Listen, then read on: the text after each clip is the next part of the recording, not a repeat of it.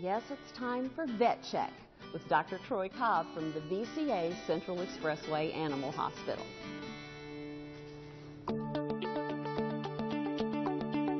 Most people don't necessarily equate allergies with animals, and yet that's a big misconception. Absolutely.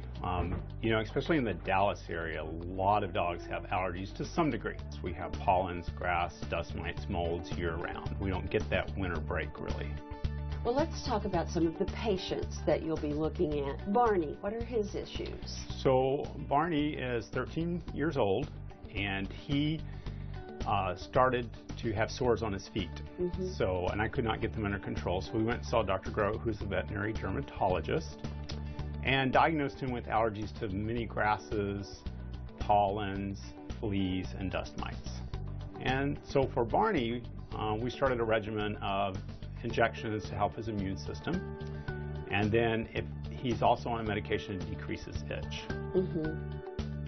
All my animals have allergies, but Maggie and Annie seem to have them the worst. With your two girls, they tend to get ear infections. They tend to get little skin infections from bacteria and sometimes yeast. The other thing to do is lick their feet, chew. So they have several symptoms of allergies. My girls, because of the deep folds that a lot of those kinds of breeds have, that's another place you need to be very careful. Absolutely. That's the folds in these little dogs, like the pugs and the bulls, the French bulldogs.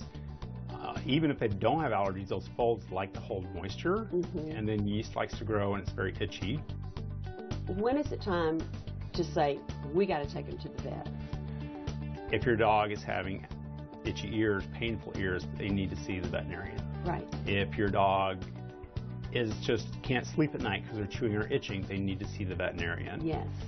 If during the day all your dog does is sit and lick itself, they need to see the veterinarian. Every dog's going to scratch sometime. You know, if it's a couple of times a day, they don't need to see the veterinarian per se. So those are some areas that are indications that they need to see their doctor. And then the veterinarian may direct you to see a specialist if we can't get a good quality of life or get the allergies under control. Now, this may seem silly, but it's not to me. When my babies don't feel good, their mood changes, their demeanor changes. Maggie gets real hyper, Annie gets depressed. Yes, and it's quality of life. And quality of life can be expressed in multiple ways. Like you say, the one gets hyper because she's uncomfortable, because she can't be still.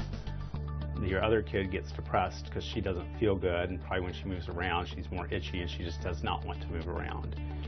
And when our dogs don't feel good, we don't feel good, right? No kidding. And when our dogs are chewing and scratching all night and we can't sleep, you probably need to go see your doctor.